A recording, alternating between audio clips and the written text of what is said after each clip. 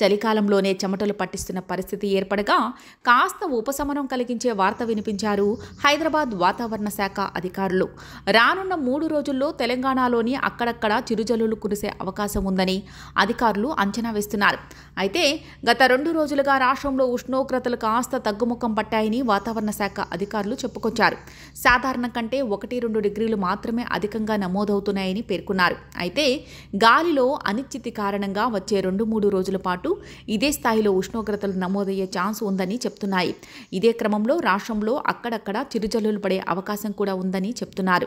ఈ మేరకు హైదరాబాద్లో ఈ రోజు కొన్ని ప్రాంతాల్లో చిరుజల్లులు పలకరించాయి. వాతావరణం కూడా చల్లగా మారిపోవడంతో నగరంలో ఆహ్లాదకర వాతావరణం నెలకొంది. ఇదిలా ఉంటే గత 10 రోజులుగా నమోదవుతున్న ఉష్ణోగ్రతలు పరిశీలిస్తే సాధారణం కంటే 2-5 డిగ్రీలు అధికంగా నమోదవుతున్నట్లు వాతావరణ శాఖ అధికారులు వివరిస్తున్నారు. గ్లోబల్ వార్మింగ్తో పాటు ఇతర పరిస్థితుల వల్ల గత 20 ఏళ్లుగా ప్రతి సంవత్సరం ఉష్ణోగ్రతల్లో స్వల్పంగా పెరుగుదల కనిపిస్తుందని చెప్తున్నారు. కాగా రాష్ట్ర వ్యాప్తంగా సరాసరి ఉష్ణోగ్రతలు 37 డిగ్రీలుగా ఉందని పేర్కొన్నారు. గాలి దిశల్లో మార్పులు రావడం వల్ల తేమ కూడా ప్రవేశించి ఉక్కపోతకు కారణమవుతుందని అధికారులు వివరించారు. గత వేసవి కంటే ఈ ఏడాది కూడా అధిక ఉష్ణోగ్రతలు నమోదయ్యే అవకాశం ఉందని అధికారులు చెప్తున్నారు.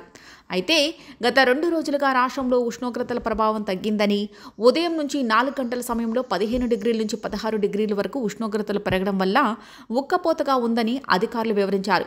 ఇప్పుడే ఎండలు ఇలా కొడితే ఇక వేసవి కాలం ప్రారంభమయ్యేటప్పటికీ బండలు పగిలిపోయేలా మొదలవుతుందేమో అంటూ ప్రజలు అనుకుంటున్నారు.